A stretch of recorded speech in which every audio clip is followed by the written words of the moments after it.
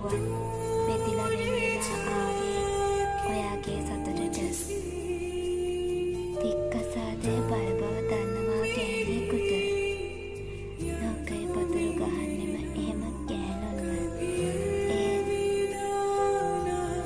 ඉඳලා හොල්ලලා ඉවසලා බැරිම දවසට ලෝකය අපවාද සතේකට මායම් නොකර හිත හයිය ගෑනු බහිනවා සතුට නැති ලෝකෙන් එළියට. කොයිම හරි දවසක ජීවිතේ ගිහින් හැරිලා මුලටම ඒකේ බලන දවසක් එනවා ආයේ. ඔයාගේ සතුටට මම නේද තොරන් බැන්දේ. එහෙම මට ඇයි මෙහෙම කෙරුවේ? ඔයාට රවට්ටන්න